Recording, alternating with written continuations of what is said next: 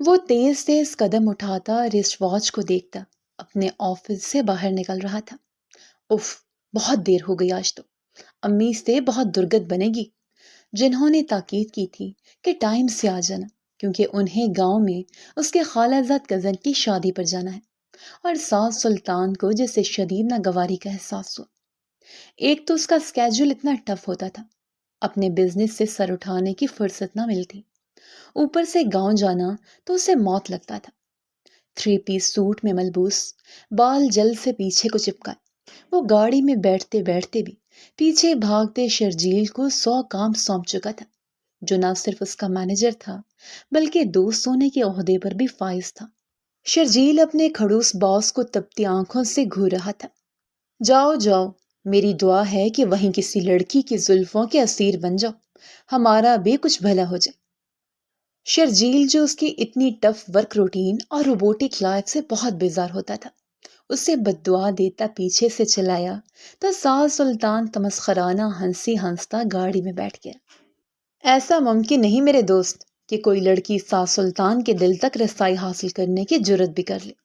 سو جو کام تمہیں سونپ کر جا رہا ہوں وہ ذرا میرے آنے سے پہلے میرے آفس ٹیبل پر ہوں، ورنہ میں تمہیں فائر کرنے میں ایک لمحہ نہیں لگاؤں گا۔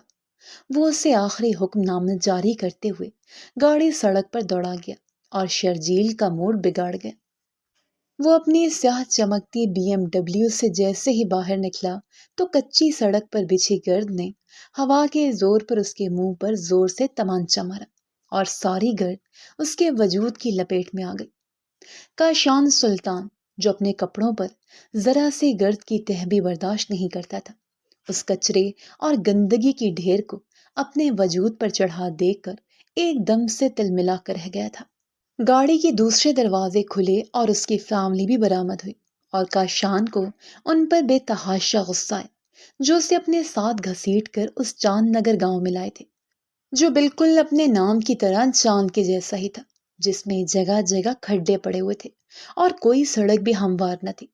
اس کی مدر ٹریسا اور بہنوں کو گاؤں کی شادی اٹینڈ کرنے کا ایسا جوش تھا کہ وہ اس گرد و غبار سے اٹے کاشان کے وجود کو کمال صفاکی سے نظر انداز کر کے آگے بڑھ گئی، اور وہ جو اپنے حلیے کو دیکھ کر سکتے میں آ گیا تھا، ایک دم سے تل ملا کر رہ گیا اور زرتار بیگم کے سامنے جا کھڑا ہوا۔ زرتار بیگم نے اپنا کالا چشمہ اتار کر اپنے ثبوت کا سرسری سا جائزہ لیا اور پھر کنزا اور شازمہ کے ہاتھوں پر ہاتھ مارا اور ہنسنے لگی، جیسے انہیں اپنے ثبوت کا یہ حلیہ دیکھ کر بڑا مزہ آیا۔ گرد سے اٹے چہرے پر بے شمار سلوٹیں لیے وہ انہیں گھورنے میں مصروف تھا۔ اس گاؤں کی آپ تعریفوں کے پل باندھ رہی تھی نا، جس میں داخل ہوتے ہی میرا حلیہ بگڑ گیا۔ او گاڈ، مجھے پتا ہوتا کہ میرے برانڈڈ ڈریس کا یہ حال ہوگا تو میں دھوتی یا لنگوٹ پہن کر آ جاتا۔ اس نے دکھ اور مایوسی سے زرتاج بیگم کو مخاطب کیا تو ان کے کہکوں میں مزید اضافہ ہو گیا۔ کنزا اور شازمہ کا تو ہنس ہنس کر برا حال ہوا، اپنے نفیس سے بھائی کا لنگوٹ پہنے حلیہ امیجن کر کے ہی انہیں جیسے بڑا مزہ آ رہا تھا۔ سادی بیٹا، ہر وقت ہی نفیس انسان بن کر رہنا اچھی بات نہیں ہوتی یار، کبھی کبھی زندگی میں انجوائے کرنے کے لیے ایڈونچر ضروری ہوتے ہیں۔ ہر وقت اکبر بادشاہ بن کر ہی نہ رہا کرو، کبھی کبھی فقیروں جیسا حلیہ بنانے میں بھی کوئی مذائقہ نہیں۔ زرتاج بیگم نے اپنی ہنسی قابو کرتے اس کے شانے پر ہاتھ مارا، جو ابھی بھی روٹھے بچوں کی طرح کھڑا تھا، اور اس کی بہنیں بھی ہنسی کے فوارے چھوڑ رہی تھیں، جنہیں اپنے بھائی کو زچ کر کے بہت مزہ آیا تھا۔ آپ لوگ جائیں شادی انجوائے کریں، میں تو واپس جا رہا ہوں، بس آئی کانٹ اسٹے ہیئر۔ ویسے بھی مجھے آفس ضروری کام ہے، آپ کی طرح ویلا نہیں ہوں۔ وہ ایک دم سے اپنے جلالی موڈ میں آیا تو زرتاج بیگم نے اسے کان سے پکڑا۔ اب یہاں سے تو تم ایسے نہیں جا سکتے، اتنی مشکل سے دام میں پھنسے ہو، ایسے کیسے جانے دیں تمہیں؟ چلو چلو جلدی کرو، وہ لوگ انتظار کر رہے ہوں گے۔ وہ اسے بازو سے پکڑ کر تقریباً کھینچتے ہوئے اندر لے جانے لگی۔ کنزا اور شازمہ بھی اس مضبوط جسم والے مرد کو ارد گرد سے پکڑے ہوئے تھی۔ بھائی، یہ شادی اٹینڈ کرنا تو آپ کے لیے بہت ضروری ہے، کیا خبر آپ کی اپنی بارات بھی اسی گاؤں میں نہ لانی پڑ جائے، انہوں نے شرارت سے کہا تھا، اور وہ ایک دم سے تل ملا کر رہ گیا۔ کاشان سلطان کی قسمت اتنی بھی خراب نہیں ہے، اتنا برا وقت نہیں آیا ابھی مجھ پر، اب بازو تو چھوڑ دو یار۔ چل رہا ہوں نا میں، وہ جھنجھلا کر خود کو چھڑاتا اپنے کپڑے جھاڑتا آگے بڑھ گیا۔ 3 پیس بلیک سوٹ میں بالوں کو جلد سے پیچھے کو چپکا، جن پر مٹی کی تہ چڑھ گئی تھی اور بالوں کے اندر ہی جم گئی تھی۔ مغرور کھڑی ناک اور چوڑی پیشانی والا وہ نک چڑھا سا لڑکا اس بات سے اچھی طرح سے واقف تھا کہ وہ کس قدر وجیح اور پروقار ہے۔ شاید اسی بات کا غرور تھا اسے۔ بھائی، غرور کا سر نیچا ہوتا ہے، ہماری پیشن گوئی کو اتنا لائٹ مت لیں آپ۔ ویسے یار کنزا، کتنا مزہ آئے گا نا جب بھائی کی دلہن کمر پر مٹکا ٹکائے کنویں سے پانی بھرنے جایا کرے گی اور دانتوں تلے دوپٹہ ڈال کر شرمائے گی، جب بھائی پیپل کے درخت کے پیچھے سے نکل کر اسے دیکھ کر سیٹی بجائیں گے۔ شازمہ کے منہ سے ہنسی کے فوارے پھر سے پھوٹنے لگے اور زرتاج بیگم ان کی دائر میں سر ہلا کر رہ گئی۔ انہیں یہ سوچ کر ہی مزہ آ رہا تھا جیسے، او شٹ اپ، تم دونوں بندریوں سے تو میں گھر جا کر نپٹ لوں گا، یہاں تو میں بے بس ہوں، مگر گھر چلو ایک بار۔ فی الحال تو آپ اندر چلیں کیونکہ آپ شکنجے میں ہیں۔ وہ اسے گھسیٹ کر اس گھر کے اندر لے گئے جہاں شادی جیسا عظیم کام وقوع پذیر ہونا تھا۔ خالہ جان کا گھر بہت کھلا تھا، وہ گاؤں میں رہتی تھی۔ ساس سلطان جب بچپن میں یہاں آیا کرتا تھا گرمیوں کی چھٹیاں گزارنے کے لیے، تو خالہ جان کے بچوں سے اس کی ذرا بھی نہیں بنتی تھی۔ وہ ہر وقت ماتھے پر بل ڈالے اکڑ کر رہنے والا بندہ تھا، کیونکہ اس کا مزاج شروع سے ہی ایسا تھا۔ اوپر سے شہر کے رہن سہن نے اس کی طبیعت میں سنجیدہ پن چھوڑا تھا کہ کسی سے گھلتا ملتا تک نہ تھا۔ ہنسی مذاق کرنے کی عادت نہیں تھی، بس الگ تھلگ اپنی دنیا میں اور اپنی پڑھائی میں مگن تھا۔ اور اس کے وہ کزن تو پورے پٹاخے تھے، تنگ کرنے کا کوئی موقع ہاتھ سے نہ جانے دیتے تھے۔ ان کے لیے شاید ساس سلطان کوئی شو پیس تھا جس کے ارد گرد وہ منڈلاتے رہتے تھے، اور خاص طور پر اس کی خالہ جان کی چھوٹی بیٹی جس نے 2 چٹیاں بنائی ہوتی تھی، ہر وقت اس کی ناک ہی بہتی رہتی تھی، اور وہ اتنی بدتمیز تھی کہ ساتھ کے صاف ستھرے کپڑوں پر اپنی ناک رگڑ کر صاف کر لیتی اور پھر اپنی زبان باہر نکال کر اسے چڑھاتی، اور اس کا ری ایکشن دیکھ کر جیسے اسے بہت مزہ آتا تھا۔ اس کی خالاؤں کے بیٹے تو سارا دن سعد کے پیچھے مٹی کے گولے بنا بنا کر پھینکتے تھے اور سعد ان کے آگے آگے بھاگتا تھا۔ برف کے گولے ہوتے تو چلو وہ سہ بھی لیتا، مگر وہ اپنے وجود پر ذرا سی بھی مٹی یا گرد برداشت نہیں کر سکتا تھا، کیونکہ سعد کے اندر نفاست پسندی اور خود پسندی کوٹ کوٹ کر بھری ہوئی تھی۔ اس کے کزنز کو یہی چیز ناگوار لگتی تھی، وہ اسے تنگ کرنے کا کوئی بہانہ ہاتھ سے نہ جانے دیتے تھے۔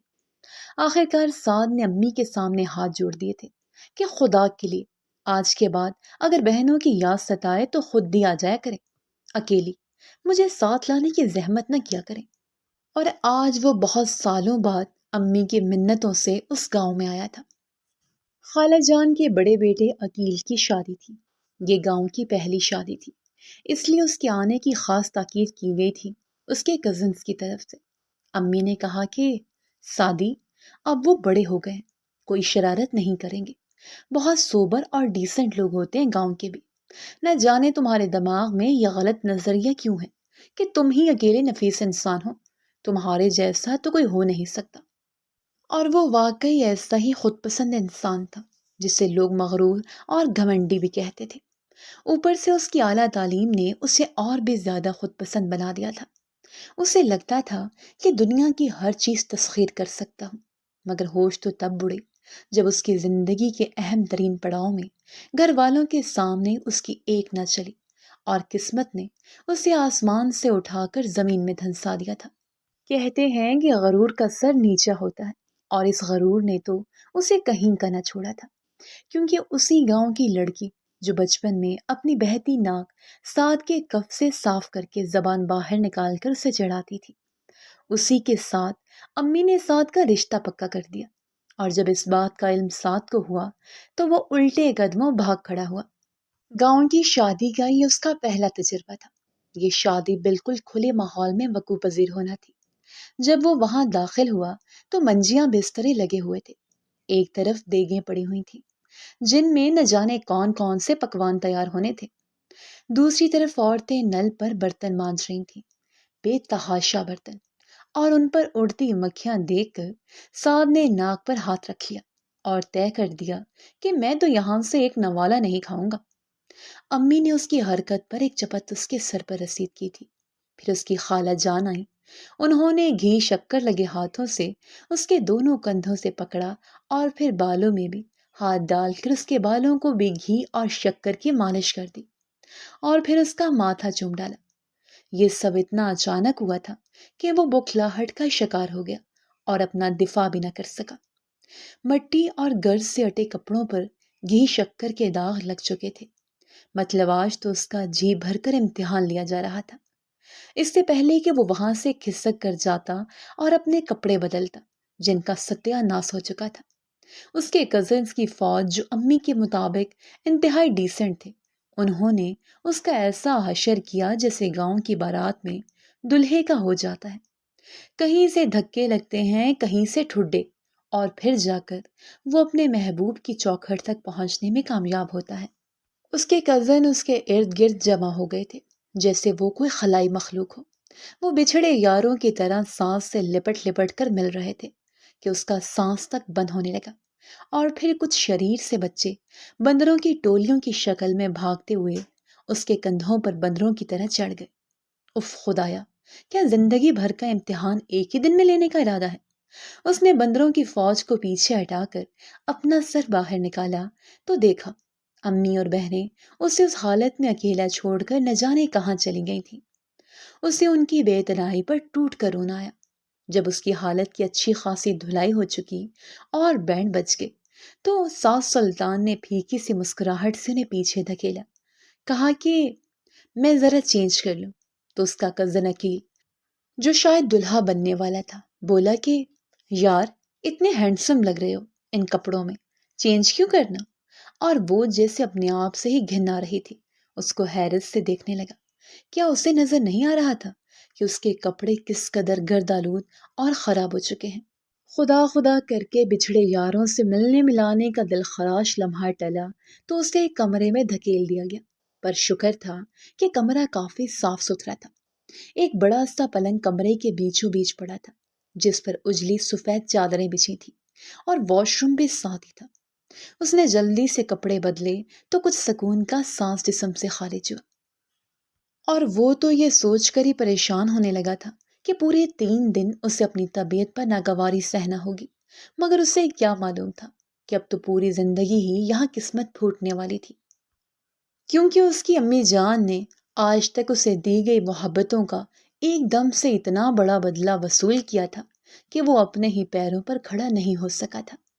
مینا یار کتنا سوہنا منڈا ہے، ہائے شہری بابو، قسم سے میں تو دور سے دیکھ کر ہی لٹو ہو گئی اس پہ، کاش کہ ایسا کوئی مجھے بھی مل جائے۔ تہمینہ کی سہیلی زارا شاید ساس سلطان کو گھر میں آتا دیکھ چکی تھی، کیسے وہ ناک منہ چڑھا رہا تھا، اور دیکھا تو نے اس کے متھے پر کتنے وٹ پڑے ہوئے تھے، اکڑو کہیں کا۔ پر جو بھی ہے اس پر غرور جشتا ہے۔ زارا اپنی ہی بات کو رد کر کے بولی تو تہمینہ جو مہندی لگوانے میں مصروف تھی اس کی بک بک سن کر بولی، اب بس بھی کر دے زارا، تم تو ایسے بول رہی ہو جیسے کوئی خلائی مخلوق دیکھ لی ہو۔ ارے انسان ہی ہے ہمارے جیسا، مغرور ہے تو ہوتا رہے، ہمیں کیا۔ مینا نے ناک سے مکھی اڑائی، مگر سچ تو یہ تھا کہ اس یونانی دیوتا کو کھڑکی سے دیکھ کر وہ بھی اپنے دل کی ایک بیٹ مس کر گئی تھی۔ یار میں نے تو خالہ سے سنا ہے کہ وہ تیرا بچپن کا منگیتر شنگیتر بھی ہے، کیا سچ میں اینا سونا منڈا تجھے ملے گا؟ ہائے صدقے۔ زارا اس کی بلائیں لینے لگی تو وہ سرخ پڑی، دل ایک دم سے دھڑکا۔ پتہ نہیں یار، ہمارے بڑوں میں ہی یہ بات طے ہوئی تھی، مجھے نہیں معلوم، اب تو شاید انہیں یاد بھی ہوگا یا نہیں۔ وہ نارمل سے لہجے میں بولی جیسے اسے فرق نہ پڑتا ہو۔ ارے ایسے کیسے بھول گئے، میں تو مصلی بچھا کر دعا کروں گی کہ میری سہیلی کی قسمت میں لکھ دے اسے، اس بہانے ہمیں بھی ذرا جیجا جی سے سلام دعا کرنے کا موقع مل جائے گا۔ ہائے شوہر نہ صحیح جیجا جی ہی صحیح۔ وہ مصنوعی سا ٹھنڈا سانس لے کر رہ گئی تو مینا نے اس کے سر پر چپت لگائی اور اس کے ہاتھ کی مہندی اس کے سر میں لگ گئی۔ اف، بیڑا غرق کر دیا تو نے مینا، اتنی مشکل سے پھول بوٹے بنائے تھے۔ اسے مہندی لگاتے عائشہ کو جیسے آگ لگ گئی اور مینا سر کھجا کر رہ گئی۔ زرتاج بیگم نے سچ ہی کہا تھا کہ یہ شادی اس کے لیے بہت زیادہ یادگار ہونے والی ہے، اور واقعی وہ اسے بری یاد کی طرح اپنی ساری زندگی اپنے ساتھ چپکانے والا تھا۔ ایسا نہیں تھا کہ اسے گاؤں کے لوگوں سے نفرت تھی یا اپنے کزن سے چڑ تھی، بس اس کی طبیعت ایسی تھی کہ وہ شروع سے ہی اکیلا رہنے کا عادی تھا۔ اسے اتنا زیادہ ہجوم بالکل بھی پسند نہیں تھا۔ اس کی تربیت جس ماحول میں ہوئی تھی، وہ شروع سے ہی بورڈنگ اسکول میں پڑھا تھا اور پھر صرف کتابوں سے ہی اٹیچڈ ہو کر رہ گیا تھا۔ نہ زیادہ دوستیاں بنائیں اور نہ ہی رشتہ داریاں نبھائی گئیں۔ ایک ہی دوست تھا اس کا، اور وہ بھی عین وقت پر دغاباز نکلا تھا، کیونکہ جب قسمت خراب چل رہی ہو تو اپنوں کو پرائے ہونے میں دیر نہیں لگتی۔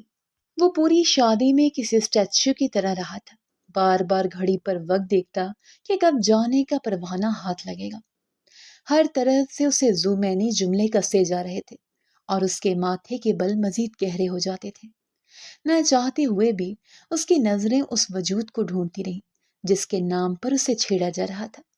بھائی، کیا ڈھونڈ رہے ہیں؟ میں ہیلپ کر دوں آپ کی؟ شازمہ نے اسے چھیڑا تو وہ کوفت کا شکار ہوا۔ میں تو بس کونا فراغت ڈھونڈ رہا ہوں جہاں 2 منٹ بیٹھ کر اپنے پروجیکٹ پر کام کر سکوں۔ اف میرے کھڑوس بھائی، یار اتنا مزہ آ رہا ہے، ڈھول شول پہ بھنگڑے ڈالیں۔ قسم سے میرا تو جی خوش ہو گیا یہاں آ کر۔ وہ آنکھ دبا کر بولی تو ساس سلطان چڑھ گیا۔ ہاں، تم تو موقع کی تلاش میں رہتی ہو کہ پڑھائی سے جان چھوٹنے کا بہانہ مل جائے۔ گھر جا لو، پھر کان کھینچتا ہوں میں تم لوگوں کے۔ وہ جلالی موڈ میں آیا تو شازمہ نے بھاگنے کی تھی۔ خدا خدا کر کے گاؤں کی شادی اٹینڈ کرنے کے بعد وہ صحیح سلامت اپنے گھر پہنچا تو اس نے سکون کا سانس لیا، ایک لمبا شاور لیا اور فریش ہو کر اپنے کمرے میں آ گیا۔ اسے تو شادی والے ماحول کے بارے میں سوچ کر ہی جھرجھری سے آنے لگتی تھی۔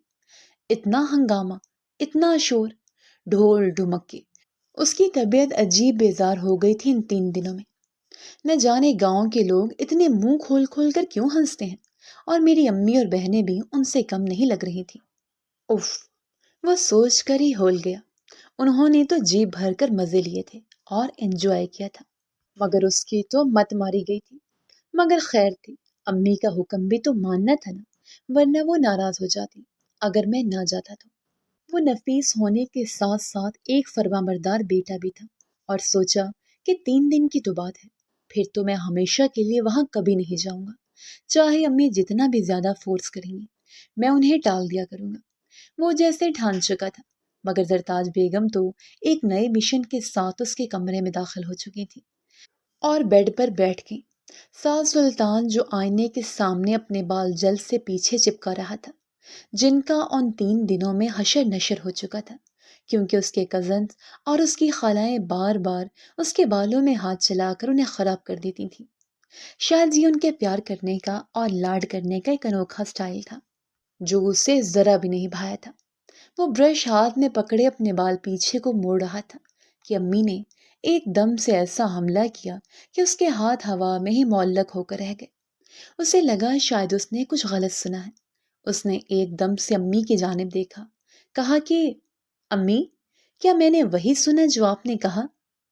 امی مسکرانے لگی اور اس کے سامنے آ کر کھڑی ہو گئی، اس کے دونوں کندھوں سے پکڑ کر اپنے بالکل قریب کیا اور کہا کہ اس دنیا میں سب سے زیادہ میں تم سے محبت کرتی ہوں، اور تمہارے لیے کیا اچھا ہے اور کیا برا یہ مجھ سے بہتر کوئی بھی نہیں جان سکتا۔ کیا تم اپنی ماں کو یہ حق نہیں دو گے کہ تمہارے مستقبل کا فیصلہ کر سکے؟ وہ بڑے مان سے بولی کہ وہ تشویش میں مبتلا ہو گیا۔ کیسا فیصلہ امی؟ کھل کر بتائیں۔ میں نے تمہارے لیے ایک بہت ہی پیاری سی لڑکی پسند کر لی ہے جو تمہارے ساتھ بہت زیادہ جچے گی، اور یہ فیصلہ تو میں بہت پہلے سے ہی کر چکی تھی۔ اب تو بس اس کی تکمیل کا وقت ہوا چاہتا ہے، کیونکہ اب ماشاءاللہ سے تم میرے کماؤ بیٹے بھی بن چکے ہو اور اپنے قدموں پر کھڑے ہو چکے ہو۔ ابھی تو صحیح ٹائم ہے تمہارے سر پر صحرا سجانے کا۔ وہ اسے محبت سے دیکھتے بولی، امی، ابھی اتنی بھی کیا جلدی ہے شادی کی؟ مجھے ابھی سے اس طرح کے جھنجٹ میں نہیں پڑنا۔ اس نے اپنی طبیعت کے عین مطابق ان کو جواب دیا تھا، مگر ان کی اگلی بات سن کر تو اسے لگا جیسے ہیروشیما اور ناگاساکی والے بم اس کے سر پر ہی گرائے گئے ہیں۔ میں نے تمہارے لیے تہمینہ کو پسند کر لیا ہے، اور اس بار تو گاؤں میں گئی تھی تو تمہاری بات بھی پکی کر کے آئی ہوں۔ امی نے مسکراتے ہوئے ایک آنکھ دبا کر اس کی طرف دیکھا تو اسے یوں لگا جیسے وہ اس سے بہت بڑا مذاق کر رہی ہیں۔ جب وہ کچھ بولنے کے قابل ہوا تو کہا، امی، پہلی بات تو یہ ہے کہ میں شادی کرنا ہی نہیں چاہتا، اور دوسری بات کہ آئندہ مذاق میں بھی ایسی بات مت کیجیے گا کہ میں کسی گاؤں کے گوار اور پینٹو پروڈکشن سے شادی کروں گا۔ آپ نے یہ سوچ بھی کیسے لیا؟ کیا آپ کو نہیں معلوم کہ میں نے 3 دن وہاں پر کس طرح سے گزارے ہیں؟ اف، حیرت ہو رہی ہے مجھے آپ پر۔ تم نے کون سا ساری زندگی گاؤں میں رہنا ہے؟ ہم نے ایک لڑکی ہی تو بیاہ کر لانا ہے، اور وہ مجھے بہت زیادہ پسند ہے۔ میں تو اسی کو ہی اپنی بہو بناؤں گی۔ ایک ہی بیٹا ہے میرا، اور اس کی شادی تو میں اپنی پسند سے ہی کروں گی، اور میں یہ فیصلہ کر چکی ہوں۔ بس اب تم بھی جلدی سے اپنا مائنڈ سیٹ کرو۔ زرتاج بیگم اس پر دھماکے کر کے اب اس کی رائے کی منتظر تھی۔ امی، آپ ہوش میں تو ہیں؟ آپ کو کیا ہو گیا ہے؟ اس نے ان کے کندھوں سے پکڑ کر ہلکا سا جھٹکا دیا تاکہ انہیں ہوش کی دنیا میں لا سکے، کیونکہ مجھے لگتا ہے آپ کی ہوش مندی پر گاؤں کی گرد و غبار کی تہ چڑھ گئی ہے۔ امی نے آہستہ سے اس کا ہاتھ پیچھے کیا اور کہا کہ تمہارے دماغ پر غرور اور خود پسندی کی گر چڑھی ہوئی ہے۔ اسے اتار کر دیکھو تو دنیا شفاف لگے گی تمہیں، اور تہمینہ تو بہت ہی پیاری اور ڈیسنٹ سی بچی ہے۔ کیا تم نے نہیں دیکھا تھا اسے شادی میں؟ امی نے آخر میں اس سے بے تکا سا سوال کیا۔ امی، مجھے تو وہاں جتنی بھی لڑکیاں نظر آئیں، انہوں نے بھاری بھرکم اور بھڑکیلے سے رنگ کے کپڑے پہن رکھے تھے، اور اتنی زیادہ جیولری اور اتنا زیادہ میک اپ خود پر چپکا رکھا تھا۔ اف، مجھے تو سوچ کر ہی جھنجلاہٹ ہونے لگ گئی ہے۔ آپ نے سوچ بھی کیسے لیا کہ آپ کے بیٹے کے لیے ایک گاؤں کی لڑکی سوٹیبل ہو سکتی ہے؟ کیا مجھے جانتی نہیں ہے؟ شروع سے ہی آپ… اس کا صدمہ کم ہونے میں نہیں آ رہا تھا۔ نہ جانے تم نے پھر کن لڑکیوں کو دیکھ لیا بیٹا، کیونکہ وہ تو بہت ہی زیادہ ڈیسنٹ اور پڑھی لکھی بھی ہے۔ اس کی تعلیم چاہے تمہاری جتنی نہ سہی، مگر اس نے ماسٹرز تو کیا ہوا ہے، اور وہ یونیورسٹی سے پڑھی ہوئی ہے۔ شاید تم نے اسے دیکھا نہیں ہوگا، وہ بہت ہی ڈیسنٹ اور پیاری لڑکی ہے۔ میں نے تو بچپن سے ہی تمہاری نسبت اس کے ساتھ طے کر دی تھی، اور سوچا تھا کہ جب تم بڑے ہو جاؤ گے تو تب تمہیں سرپرائز دوں گی، اور امی کا یہ سرپرائز تو اس کے سر پر لگا اور تلووں میں بجھا تھا۔ مجھے نہیں کرنی کسی ڈیسنٹ پیاری ویری لڑکی سے شادی، کیونکہ آپ کے اصطلاح ڈیسنٹ لوگوں کے متعلق الگ ہی قسم کی ہے، اور مجھے تو ابھی شادی ہی نہیں کرنی۔ آپ پلیز اس ٹاپک کو دوبارہ میرے سامنے مت چھیڑیے گا۔ میری زندگی میں شادی کا آپشن ابھی بہت دور ہے۔ ابھی کوئی لڑکی بنی نہیں جو ساس سلطان کو ہینڈل کرے، so close this topic please. وہ نرمی مگر اٹل لہجے میں کہتا کمرے سے چلتا بنا۔ اس نے سوچا تھا کہ جب واپس گھر آئے گا تو امی یہ بات بھول بھال جائیں گی، مگر وہ تو ایسی ڈٹ گئی تھی کہ اب تو اس کے سر پر صحرا سجا کر ہی دم لیں گی۔ سعد ان کے اس اچانک رویے کی تبدیلی پر تل ملا کر رہ گیا تھا اور سر پکڑ کر بیٹھ گیا تھا۔ نہ جانے امی پر انہوں نے کون سا منتر پڑھ کر پھونکا تھا کہ امی ہر بات ہی بھول گئی تھی۔ ایسا نہیں تھا کہ اسے شہر میں کوئی لڑکی پسند تھی جس سے وہ شادی کرنا چاہتا تھا، بلکہ اس کی خود پسند طبیعت نے اسے کسی کے قریب آنے ہی نہیں دیا تھا۔ وہ اپنے آپ کا بہت بڑا فین تھا۔ اسے صرف خود سے محبت تھی، اور اپنی ذات میں کسی کی شراکت داری پسند نہیں تھی۔ اس لیے کالج اور یونیورسٹی میں لڑکیوں کی اپروچ نے بھی سعد سلطان کے جذبات میں کوئی ہلچل نہیں مچائی تھی۔ اس کا خواب بس اپنے بزنس کو آگے بڑھانا تھا، بس۔ اور اس نے تو کبھی خواب میں بھی نہیں سوچا تھا کہ زرتاشا بیگم گاؤں میں ہی اس کے لیے کوئی لڑکی پسند کر لیں گی، اور وہ لڑکی جس کی ہلکی سی بچپن والی شبیہ اسے یاد تھی۔ اس کی بہتی ناک اسے خواب میں ڈراتی تھی۔ اسے اپنی ماں کی اس حد تک بے مروتی نے توڑ کر رکھ دیا تھا، اور اوپر سے اس کی بہنیں بھی تلی ہوئی تھیں، اور امی کو مزید شہ دے رہی تھیں کہ بھائی کے لیے صرف وہی لڑکی لے کر آنی ہے گھر میں۔ اب مینا مینا کی پکار ہونے لگی تھی۔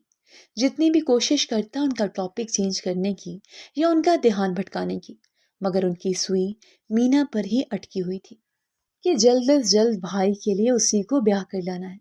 وہ تو اس کی تعریفوں کے ایسے پل باندھ رہی تھی جیسے وہ کوئی پیرنی ہو، اور اس نے ایسا پھونک مارا تھا امی اور بہنوں پر کہ ان کی عقل ہی ختم ہو کر رہ گئی تھی۔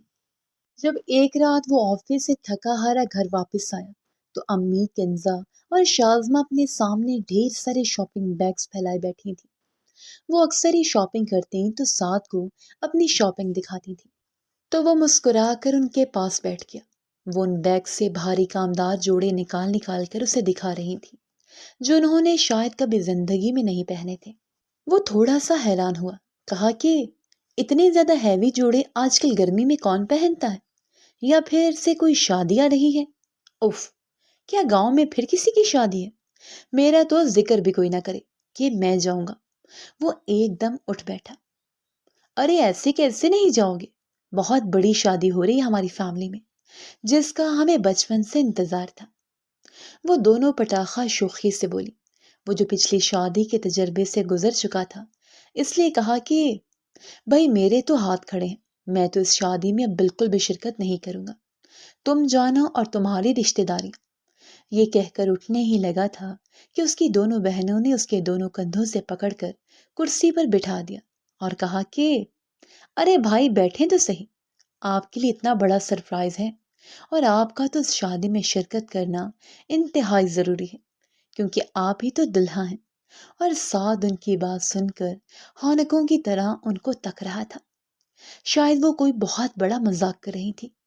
امی مسکرا کر اس کے قریب آئیں اور کہا کہ یہ دیکھو، مینا کے لیے یہ والا نکاح کا ڈریس پسند کیا ہے ہم نے، اسے لائٹ سے کلر پسند ہے اور اس نے کہا تھا کہ بہت ہی کم کڑھائی والا ہو۔ سعد نے وہ ڈریس دیکھا جس پر جا بجا ہلکے ہلکے بوٹے بنے تھے۔ پستہ کلر کے اس ڈریس پر سفید پرل اور تلے کی ہلکی ہلکی کڑھائی کا کام ہوا تھا، مگر اس کا تو دماغ بھگ سے اڑا۔ میں نے کتنی بار سمجھایا تھا کہ مجھے شادی نہیں کرنی، اور کسی گاؤں کی لڑکی سے تو بالکل نہیں۔ کیا آپ کو میری بات سمجھ میں نہیں آتی؟ وہ ایک دم جھنجھلا کر رہ گیا۔ پہلی بار وہ امی سے اس قدر بدتمیزی کے ساتھ بات کر گیا کیونکہ وہ بالکل آپے سے باہر ہو چکا تھا۔ کنزا اور شازمہ کا سارا جوش ٹھنڈا ہو گیا تھا اور امی افسوس سے اسے دیکھنے لگی، کہنے لگی کہ اس ہفتے تمہارا نکاح ہے اور میری بات کان کھول کر سن لو، شادی تو تمہیں ایک نہ ایک دن کرنی ہی ہے نا۔ تم سے میں نے پوچھا تھا کہ اگر تمہیں کوئی لڑکی پسند ہے تو مجھے بتا دو، مگر تم نے کہا تھا کہ تمہیں کوئی لڑکی اپنے لیے پسند نہیں ہے، تو پھر اس پر سر جھکا لو جو تمہاری ماں کی پسند ہے۔ بیٹا، میں تمہیں اچھی طرح سے جانتی ہوں، تمہاری فطرت سے بھی واقف ہوں، اس لیے میں تمہاری زندگی کا فیصلہ سوچ سمجھ کر ہی کر رہی ہوں، کیونکہ مینا سے بڑھ کر تمہیں نہ کوئی چاہ سکتا ہے اور نہ ہی کوئی تمہارا خیال رکھ سکتا ہے، اور وہ بالکل تمہاری سوچ کے عین مطابق نکلے گی۔ یقین کرو، اگر تم اس سے نکاح سے پہلے ایک بار ملنا بھی چاہتے ہو تو میں تمہیں اس سے ملوا دوں گی۔ وہ بہت ڈیسنٹ اور پیاری لڑکی ہے۔ میں اس سے شادی بالکل بھی نہیں کروں گا، کسی قیمت پر بھی نہیں کروں گا، اور اٹھائیں یہ جوڑے میرے سامنے سے، پلیز مجھے اکیلا چھوڑ دیں۔ وہ غصے سے اپنے کمرے میں چلا گیا اور دروازہ زور سے بند کر دیا۔ اس کا بس نہیں چل رہا تھا کہ ہر چیز تہس نہس کر دے۔ انہوں نے کیسے اس کی زندگی کا اتنا بڑا فیصلہ کر دیا تھا، اور جہاں وہ ایک دن بھی جانے کو تیار نہ تھا وہاں اب اسے دلہا بن کر جانا ہوگا۔ اف، پتہ نہیں امی کو کیا ہو گیا ہے۔ وہ سر پکڑ کر بیٹھ گیا تھا۔ وہ آئینے کے سامنے کھڑی مسلسل مسکرائی جا رہی تھی۔ اس کے گالوں پر لالی تب سے تھی جب سے خالہ کا فون آیا تھا۔ رشتہ تو وہ عقیل کی شادی پر طے کر کے گئی تھی، اور اس کی نازک انگلی میں ساز سلطان نام کا ننھا سا ہیرا جگمگ کر رہا تھا۔ اسے یاد تھا جب بچپن میں وہ اسے بہت تنگ کرتی تھی۔ وہ بالکل موم کا گڈا ہوا کرتا تھا، شروع سے ہی اپنے کپڑے جوتے چمکا کر رکھنے والا نفیس ترین انسان، اور وہ اسے تنگ کرنے کا کوئی بہانہ ہاتھ سے جانے نہیں دیتی تھی۔ وہ اتنے عرصے بعد گاؤں شادی میں آیا تھا تو مینا کی ہمت نہ ہوئی اس سے کسی بھی قسم کا مذاق کرنے کی، کیونکہ اس کی اپنی سوچ بھی بہت گرومڈ ہو چکی تھی۔ وہ گاؤں کی بے حد حسین نازنین تھی۔ یونیورسٹی میں بھی اس پر بہت سارے لڑکوں نے لائن مارنے کی کوشش کی تھی، مگر اس کا دل صرف ساز سلطان کے نام پر ہی دھڑکتا تھا، یوں جیسے ازل سے ہی وہ اس کے دل میں ڈیرے جما کر بیٹھا ہو۔ سعد کا دل کیا چاہتا تھا اس بات کا تو اسے علم نہ تھا، نہ کبھی اسے پوچھنے کی ہمت کر پائے، بلکہ وہ تو اسے ایک خوبصورت خواب سمجھ کر بھول جانا چاہتی تھی۔ مگر عقیل کی شادی پر جب سرتاج خالہ نے بڑی محبت سے اسے پاس بٹھا کر اس کے نام کی انگوٹھی پہنائی تو وہ جیسے سانس لینا بھول گئی تھی۔ کیا آپ نے اپنے بیٹے سے پوچھا ہے وہ کیا چاہتا ہے؟ مینا نے ڈرتے ڈرتے ان سے پوچھا تو وہ اس کا ماتھا چومتے بولی کہ سعد سلطان کی وہی پسند ہے جو اس کی ماں کی پسند ہے، تم اس کی زندگی میں کسی بہار کی طرح نمودار ہوگی، دیکھنا تم۔ اور مینا مطمئن ہو گئی تھی۔ اب اگلے ہفتے اس کا نکاح تھا۔ وہ بار بار اپنے جسم پر چٹکی کاٹتی، کیا یہ واقعی سچ ہے؟ اس کی محبت بن مانگے اس کی جھولی میں گرنے والی ہے؟ اور جواب پا کر وہ پھر سے مسکرا اٹھی تھی۔ اگلے دن وہ آفس کے لیے نکلا تو امی ناشتہ بنا رہی تھی۔ اس نے امی سے کہہ دیا کہ مجھے بھوک نہیں لگی، میں نے ناشتہ نہیں کرنا۔ اس نے کچن سے جھانک کر امی سے کہا۔ امی نے پلٹ کر دیکھا اور کہا کہ چلو ٹھیک ہے، جیسے تمہاری مرضی۔ اور وہ جو بھوک ہڑتال کرنے کا سوچ رہا تھا کہ امی کا دل ضرور پسیج جائے گا اور وہ اپنا فیصلہ بدل دیں گی جب اپنے بیٹے کو بھوکا دیکھیں گی تو، مگر اس کا یہ پلان چوپٹ سا ہو گیا۔ مگر اس نے بھی ٹھان لی تھی کہ کسی قیمت پر بھی یہ بے جوڑ نکاح نہیں ہونے دے گا۔ وہ غصے کی حالت میں آفس چلا گیا۔ وہ زندگی میں پہلی بار اپنی امی سے یوں ناراض ہوا تھا، اور پہلی بار امی کو اس کی ناراضگی کی کوئی پرواہ بھی نہیں تھی، ورنہ وہ اسے کال کر کے پوچھتی تھی جب بھی وہ آفس میں جاتا تھا، مگر آج انہوں نے اسے پوچھا تک نہیں تھا۔ اسے تو ان کی اس حد تک بے اتنائی پر رونا سا رہا تھا، مگر وہ بھی ٹھان چکا تھا کہ سر توڑ کوشش کرے گا امی کو منانے کی۔ اگر وہ خوشی سے نہ مانے تو پھر اسے دوسرا طریقہ اختیار کرنا پڑے گا۔ اس نے کچھ دن تو بھوک ہڑتال جاری رکھی، مگر ان کے سر پر تو جیسے جوں بھی نہیں رینگی تھی۔ زور و شور سے تیاریوں میں مگن تھی، جیسے ساس سلطان ان سے مذاق کر رہا تھا کہ مجھے یہ شادی نہیں کرنی۔ امی نے کہا کہ اگر تمہارا مائنڈ ابھی شادی کا نہیں ہے تو فی الحال نکاح کر لیتے ہیں، رخصتی کچھ ماہ بعد ٹھہر کر لیں گے۔ ویسے بھی مینا آگے مزید پڑھنا چاہتی ہے، اس لیے شہناز کہہ رہی تھی کہ فی الحال نکاح کر لیتے ہیں، شادی 2 سال ٹھہر کے کر لیں گے جب اس کی تعلیم بھی مکمل ہو جائے گی۔ اور ساتھ پہلی بار تھوڑا سا حیران ہوا تھا کہ گاؤں کی لڑکی ہو کر ایم فل کرے گی، کیونکہ اس کے ذہن میں جو اس کی چھاپ تھی اس پر تو میٹرک تک کی تعلیم بھی نہیں جچتی تھی، بہتی ناک اور الجھے بالوں والے۔ اف، امی کا تو دماغ ہی خراب ہو چکا ہے۔ مگر خیر، مجھے کیا لگے، چاہے وہ پی ایچ ڈی کر لے محترمہ، مجھے تو کسی قیمت پر بھی یہ شادی نہیں کرنی۔ وہ ایک ورد کی طرح خود کو یاد دلانے لگا، کیونکہ وہ اب آخری پلان ٹھان چکا تھا اور اسے اس پر عمل کرنا تھا۔ اور پھر یہ ایک ہفتہ گزرا اور اس کے نکاح کا دن بھی آن پہنچا۔ وہ بالکل خاموش تھا اور امی نے جیسے سکھ کا سانس لیا کہ ان کا بیٹا مان گیا ہے، مگر وہ پلاننگ کر چکا تھا۔ جب امی نے ساری تیاریاں کر لی اور گاڑیوں میں سامان وغیرہ رکھوا دیا، نکاح میں انہوں نے زیادہ لوگوں کو مدعو نہیں کیا تھا، بس گھر کے لوگ تھے اور باقی رشتہ دار تو گاؤں میں ہی ہوتے تھے۔ اس لیے سعد نے امی سے کہا کہ امی، میں ذرا ایک کام سے باہر جا رہا ہوں، ابھی آتا ہوں۔ کیا ہو گیا تمہیں؟ آج ہی سارے کام سوچنے تھے، اتنا بڑا دن ہے تمہاری زندگی کا، دیر ہو جائے گی۔ امی بس آدھا گھنٹہ لگے گا، میں ابھی آ رہا ہوں، آپ بس ریڈی رہیں۔ یہ کہہ کر وہ وہاں سے فرار ہو گیا۔ دستک کی زور زور سے آواز پر شرجیل جھنجھلا کر باہر نکلا۔ ارے کیا طوفان بدتمیزی مچا ہوا ہے؟ وہ کافی جھنجھلایا ہوا دروازے تک آیا اور جیسے ہی دروازہ کھولا، سامنے شیروانی میں اس کا اکلوتا نمونہ دوست کھڑا تھا۔ وہ اسے یوں دیکھ کر تھوڑا سا حیران ہوا، کیونکہ اسے بھی پتا تھا کہ آج سعد کا نکاح ہونا ہے۔ وہ اس کا اکلوتا دوست تھا جو سعد جیسے کھڑوس انسان کو برداشت کر رہا تھا۔ زرتاج بیگم نے شرجیل کو بھی انوائٹ کیا تھا، اور وہ جو بھی اس نیک مقصد کے لیے گھر سے نکل رہا ہے، اپنے دوست کو شیروانی میں ملبوس دیکھ کر منہ کھول کر ہنسنے لگا۔ ارے سعد سلطان، کیا اتنی ہی جلدی تھی نکاح کی کہ مجھے لینے خود آ گئے؟ میں بس ابھی پہنچنے ہی والا تھا۔ بھلا اس نیک دن سے میں کیسے محروم رہ سکتا تھا؟ چل نکل، پہلے ہی دیر ہو چکی ہے، آنٹی بار بار کال کر رہی ہیں۔ ساز سلطان نے اس نمونے کو پیچھے ہٹایا۔ ایک تو تم بولتے بہت ہو، ہٹو سامنے سے، اور ایسا کرو کہ اچھی طرح سے اس سیکنڈ فلور والے روم کی صفائی کر دو۔ مجھے کچھ دنوں کے لیے پناہ چاہیے تمہارے گھر میں، اور تب تک ذرا یہ گند ارد گرد پھیلانے سے گریز کرنا۔ ارے سٹھیا گئے ہو کیا؟ میں نے جو سنا تھا کہ شادی کے بعد انسان کا دماغ معاف ہو جاتا ہے، مگر تمہیں تو پہلے ہی اثر ہو گیا ہے۔ چلو مل کر چلتے ہیں، راستے میں تمہارا دماغ ٹھکانے پر لگا دوں گا میں۔ ایسا ہو جاتا ہے جب انسان بہت ایکسائٹیڈ ہوتا ہے۔ شرجیل اس کی بات کا اثر کیے بغیر اسے باہر کی طرف دھکیلنے لگا۔ کمینے انسان، میں نے فارسی تو نہیں بکی تم سے؟ مجھے یہ نکاح کسی صورت نہیں کرنا، چاہے دنیا ادھر کی ادھر ہو جائے۔ اب ہٹو یہاں سے، میں خود ہی اپنے رہنے کا کمرہ درست کر لوں گا۔ وہ اسے پھر سے پیچھے دھکیل گیا تو شرجیل واقعی تشویش میں مبتلا ہو گیا۔ اور خبردار جو تم نے امی کو کچھ بھی بتایا تو، ورنہ میں تمہاری جان لے لوں گا۔ میرے پاس فی الحال اور کوئی ٹھکانہ نہیں ہے سر چھپانے کا۔ تمہیں میری دوستی کی قسم ہے، مجھے اس صورتحال سے بچا لو۔ میں کسی صورت بھی اس پینڈو سے شادی نہیں کرنا چاہتا۔ وہ گویا ناک سے مکھی اڑا کر بولا۔ اچھا تو یہ مسئلہ ہے، کیا تم اس لڑکی سے مل چکی ہو کیا؟ وہ تمہیں اچھی نہیں لگی؟ شرجیل سعد کی آنکھوں میں دیکھتا بولا۔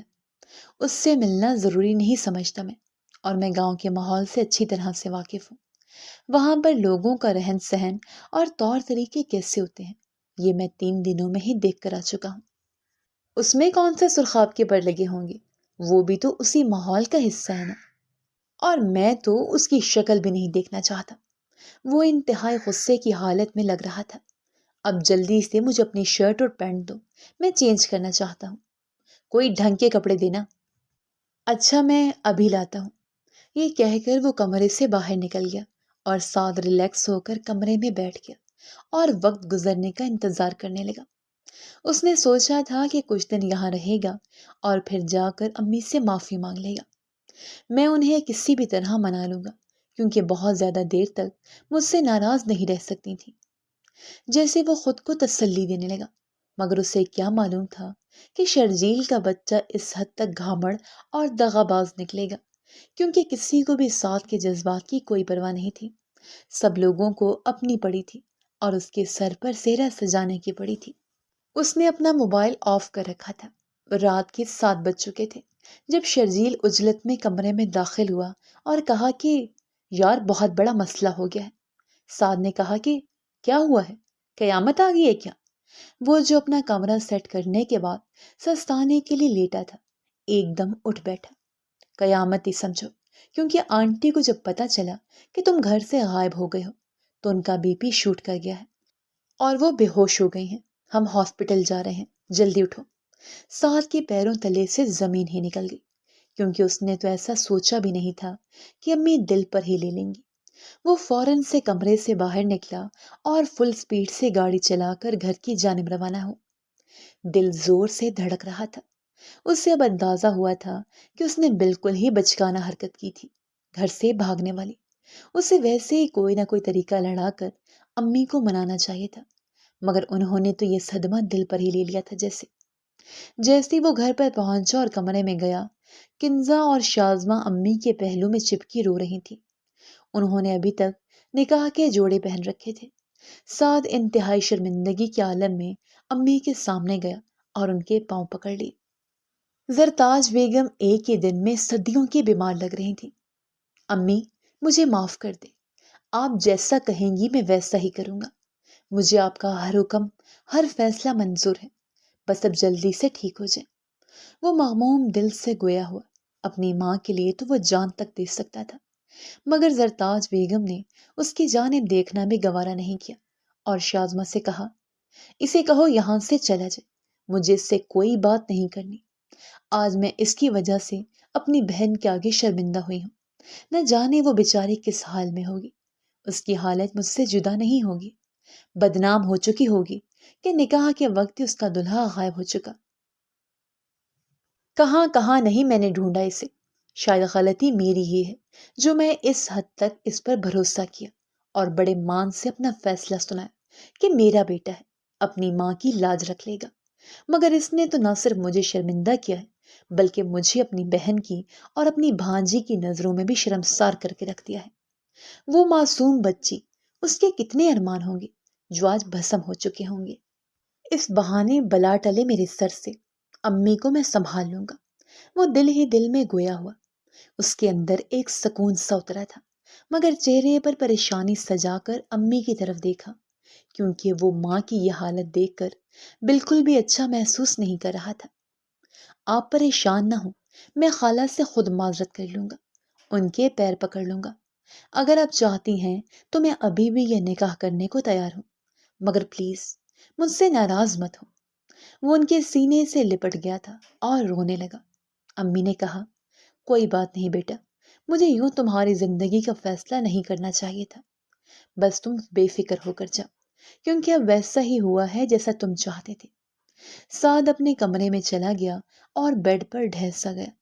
اسے سمجھ نہیں آ رہا تھا کہ اپنے نکاح کینسل ہونے پر خوشی محسوس کروں یا اپنی ماں کو صدمہ دینے پر دکھ کا اظہار کرے۔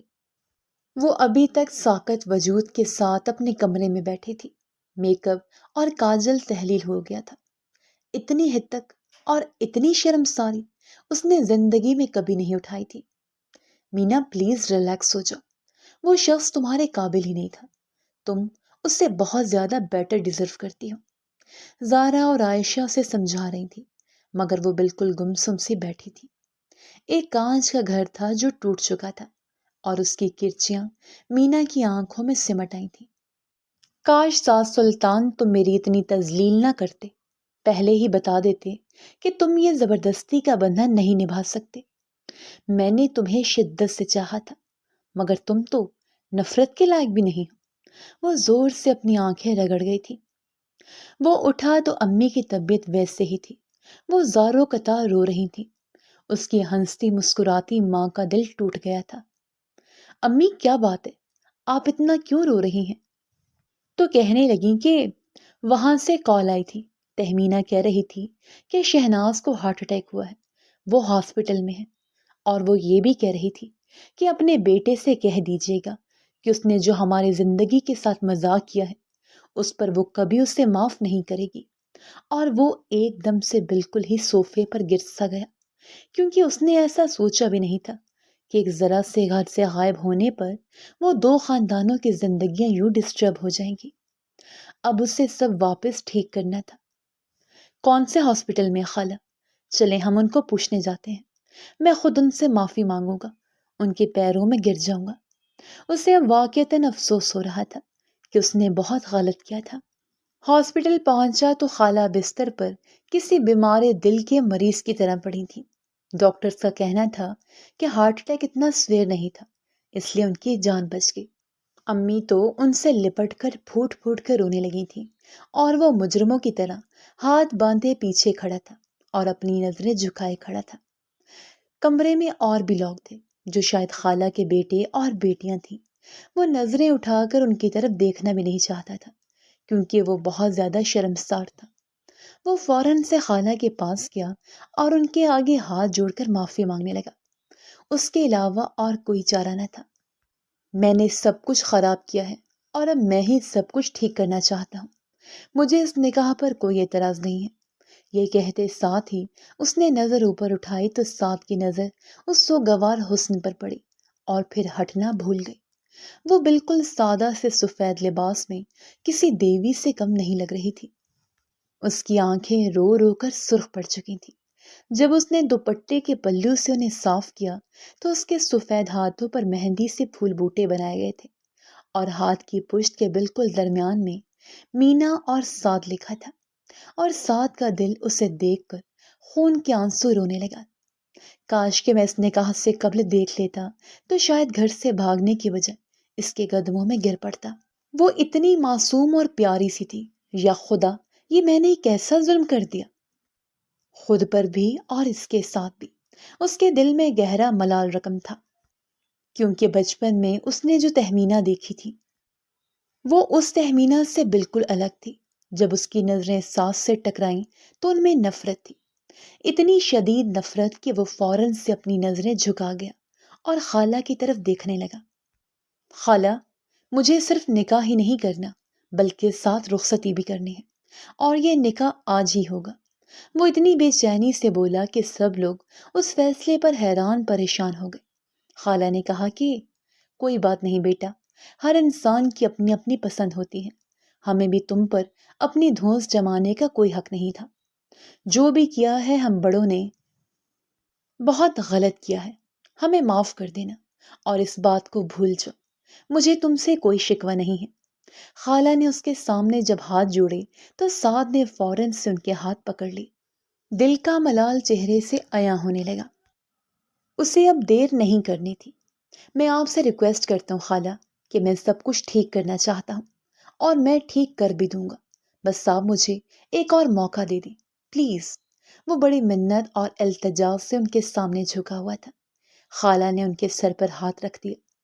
امی نے اسے وہاں سے اٹھایا اور کمرے سے باہر لے گئی۔ تم اب جاؤ یہاں سے، سب لوگ بہت پریشان ہیں، بس تم نے جو فرض ادا کرنا تھا معافی مانگنے کا وہ کر چکے، اب مزید پیچیدگیاں پیدا نہ کرو۔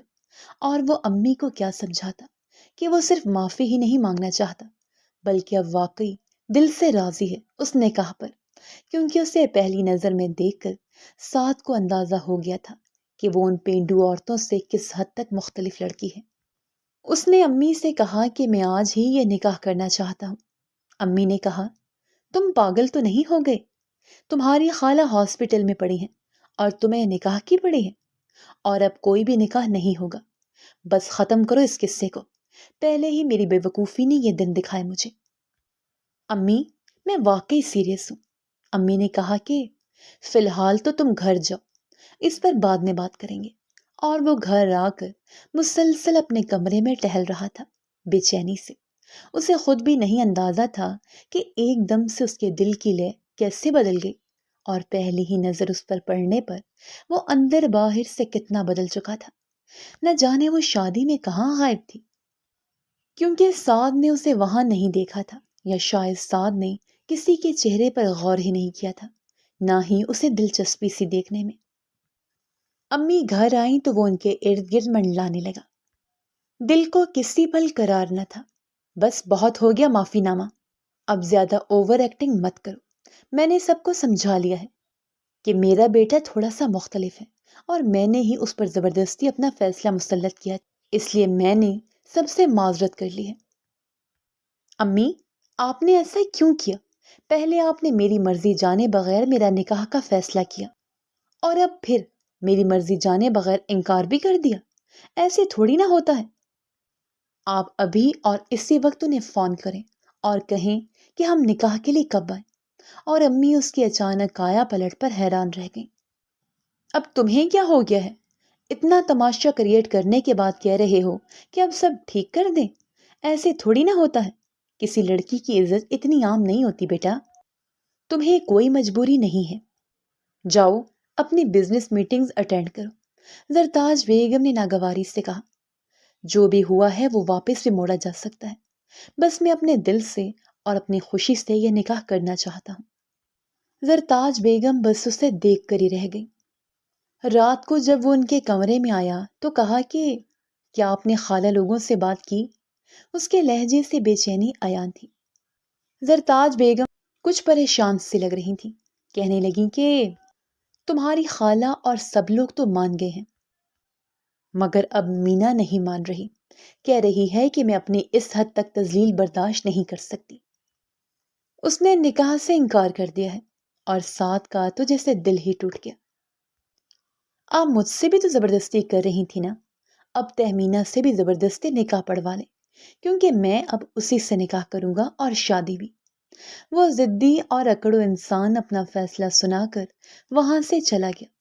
وہ جانتا تھا کہ وہ وقتی طور پر ناراض ہے، اسے وہ منا لے گا، کیونکہ کسی بھی غیرت مند لڑکی کو اپنی تذلیل بالکل بھی گوارا نہیں ہوتی۔ خدا خدا کر کے امی نے خالہ جان کو منا ہی لیا، اور ایک ہفتے کے اندر اندر سعد کا سادگی کے ساتھ تہمینہ سے نکاح ہو چکا تھا۔ خالہ جان کے چہرے پر عجیب سی پریشانی تھی، جیسے انہیں اپنی بیٹی کو قائل کرنے کے لیے بڑے جتن کرنے پڑے ہوں۔ اب جب سعد گاؤں میں گیا تھا تو اسے وہاں کا ماحول اتنا برا نہیں لگ رہا تھا، کیونکہ اس کا دل بدل چکا تھا۔ وہ سب سے خوش دلی کے ساتھ ملا تھا، اور سب لوگ ہی اس کا رویہ دیکھ کر تھوڑے سے حیران اور خوش بھی ہوئے تھے۔ نکاح کے بعد امی نے کہا کہ چلو بیٹا اب گھر چلیں، نکاح تو ہو گیا نا۔ کیا مطلب گھر چلیں؟ میں تو اپنی بیوی کو ساتھ لے کر ہی جاؤں گا۔ اور زرتاج اپنے لاڈلے کی اس فرمائش پر بالکل حیران رہ گئی، کہنے لگیں کہ صرف نکاح کی بات ہوئی تھی اور وہ بڑی مشکل سے مانی ہے، رخصتی پر تو وہ بالکل نہیں مانے گی۔ وہ میری بیوی ہے، کیا میں ایک بار اس سے مل نہیں سکتا؟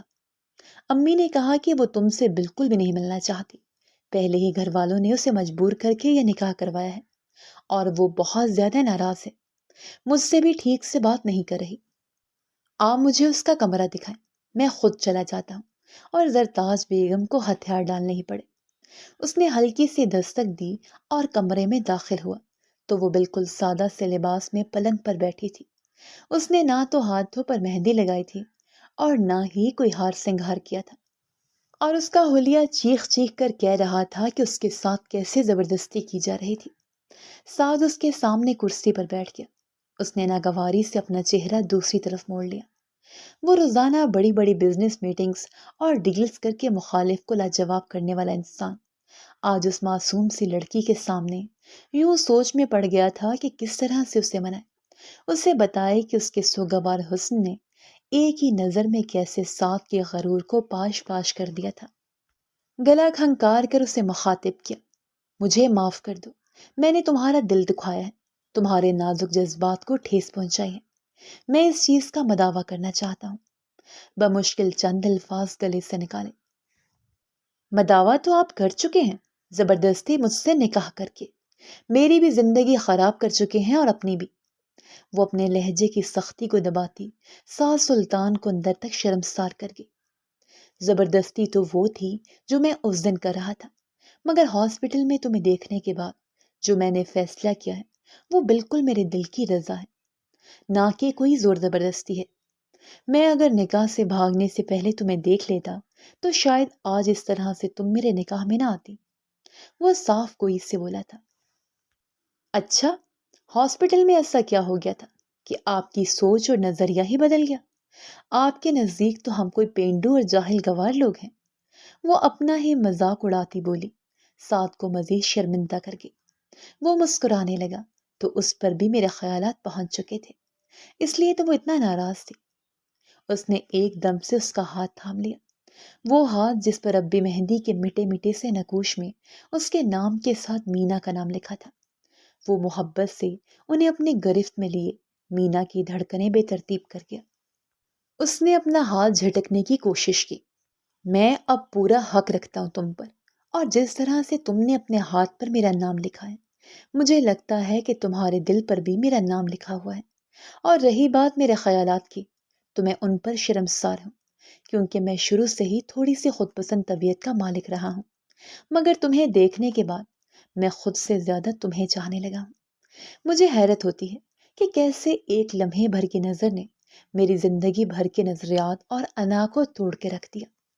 بلا شبہ مرد کا وجود عورت کے وجود سے ہی مکمل ہوتا ہے۔ یہ بات سن کر وہ ایک دم سے سرخ پڑنے لگی۔ اس نے اپنا چہرہ نیچے جھکا لیا اور آہستہ سے اپنا ہاتھ سعد کے ہاتھوں سے نکال لیا۔ سعد کو لگا جیسے کوئی قیمتی سرمایہ اس کے ہاتھ سے سرکنے لگا ہو۔ کیا وہ ان ہاتھوں کو دور کر سکتا تھا خود سے؟ بالکل بھی نہیں۔ میں آج ہی رخصتی کرنا چاہتا ہوں، کیا تمہیں اس بات پر کوئی اعتراض ہے؟ اس کے دل کی بے چینی لفظوں سے عیاں ہونے لگی۔ وہ ایک دم سے اس کی طرف دیکھنے لگی۔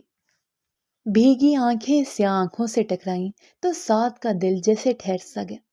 وہ واقعی اس قابل تھی کہ سعد خود سے بڑھ کر اسے چاہتا۔ مجھے آپ کی اچانک محبت پر بالکل بھی یقین نہیں ہے، کیونکہ سچ تو یہ ہے کہ میں تو بچپن سے آپ کو پسند کرتی تھی، اور مجھے پتا تھا کہ میری بچپن سے ہی آپ کے ساتھ نسبت طے ہے، اس لیے میں نے صرف اور صرف آپ کے خواب دیکھے ہیں، مگر میں یہ نہیں چاہتی کہ آپ کے دل میں اس اچانک ابھرنے والے جذبے کی نظر اپنی برسوں پرانی محبت کو کر دو۔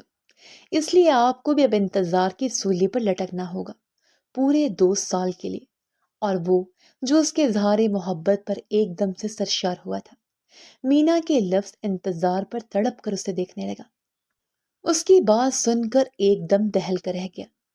مینا جان، ایسے تو مت کرو، یہ بہت بڑی سزا ہے میرے جرم کی، پلیز ٹرائی ٹو انڈرسٹینڈ۔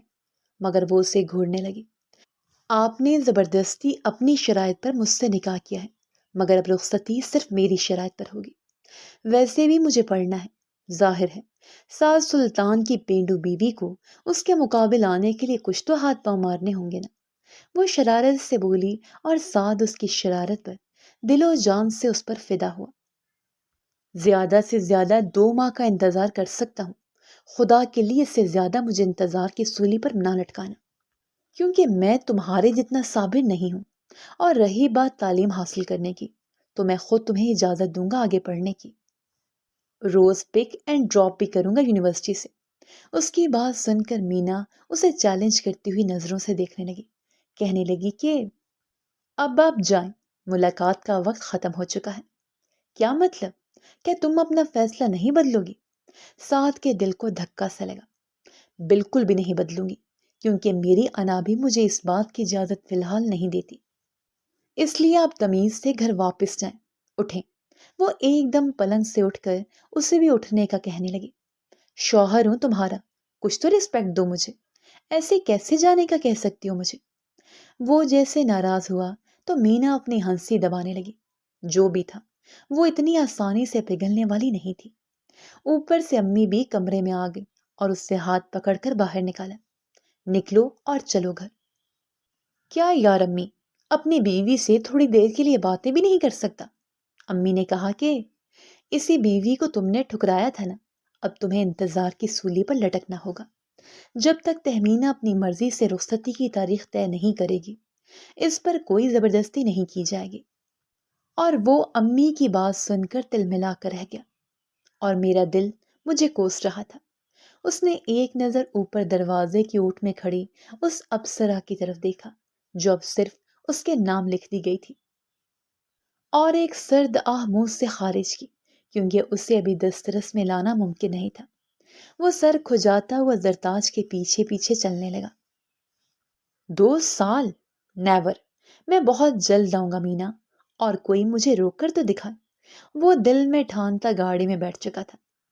دروازے کی اوٹ میں کھڑی مینا کے چہرے پر آج وہ رنگ آن بسے تھے جو اپنی محبت کو ہمیشہ کے لیے اپنے نام کرنے کے بعد بکھر جاتے ہیں۔ وہ شریر سے مسکراہٹ لبوں پر سجا کر بیڈ پر گر سی گئی۔ بلا شبہ ہجر کا یہ وقت کٹنا آسان اس کے لیے بھی نہ تھا۔ ختم شد۔